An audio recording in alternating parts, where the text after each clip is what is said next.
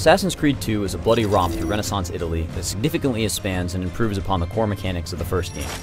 The story picks up directly after the first one, with Desmond, the main character in modern times, escaping from Abstergo.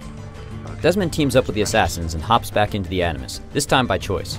The goal is to train himself as a deadly assassin by experiencing the life of his ancestor, Ezio Auditore de Firenze. Insieme per la vittoria! Insieme! We jump back to Renaissance Italy and the fun begins. Afraid to handle things yourself? Your sister seemed quite satisfied with the handling I gave her earlier.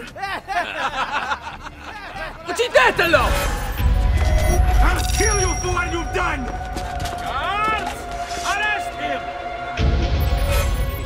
Right off the bat, the game sets up an intriguing tale of revenge in both the past and the present.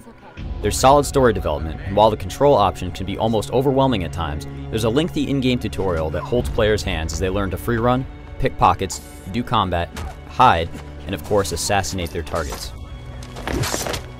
Assassin's Creed 2 is a visual delight. The animations are still top-notch, and the dramatic music rounds out a high-caliber presentation. The Renaissance setting also adds a dose of much-needed color and humor to the series. Do I know you from somewhere? Don't you recognize me? It's me, Mario! You'll want to play with the subtitles on just to catch all of the comical Italian banter between the characters.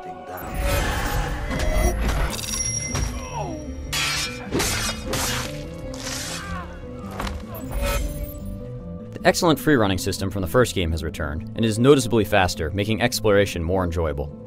It also helps that Florence, Venice, and other Italian cities are the perfect setting for Ezio's acrobatic antics. Combat is also brutal and gory.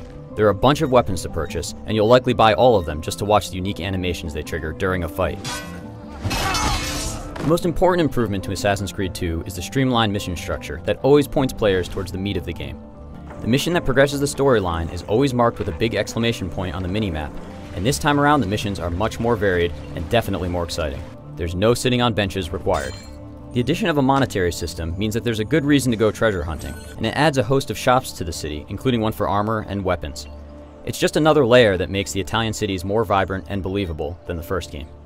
The stealth has also improved, and now players can blend with any large crowd of people, as well as hire thieves, mercenaries, and whores to distract specific targets. And now that players can disarm opponents and purchase a wide range of weapons, the combat is deep and enjoyable. The counter and kill animations alone make confrontation a thrilling option.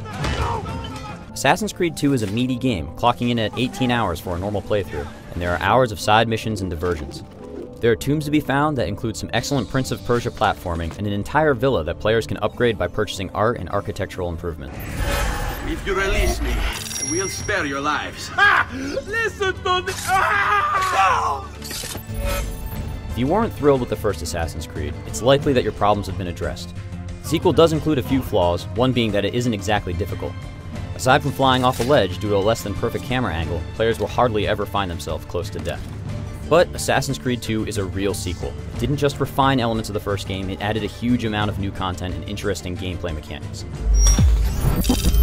I gave the game a 9.2, and while Assassin's Creed isn't perfect, it has put the series on a path towards greatness. You can read the full review on IGN.com.